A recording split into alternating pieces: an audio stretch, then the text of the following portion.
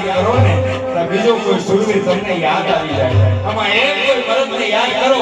તો બીજો મરદ તમને યાદ આવી જાય કારણ કે એકલા ક્ષત્રિયની માનવા જેને પોતાના બલિદાન આપ્યા છે ને એ સુરવીરને યાદ કરવા પડે અને એમાંનો એક સુરવીર એક મરદ એટલે કે ઈ કાઠી કુળની માનવા થઈ ગયો અને ઈ રામવાળા બાપુને યાદ કરીએ અને ભલામણ એને એમ કહેવાય યાદ કરીએ તો હુરાતા નો ચડે ને તેથી તો ક્ષત્રિય ધર્મ નો કહેવાય છે હે અને ઈ રામવાળા માટે દીદી કોઈ લખ્યું છે ત્યારે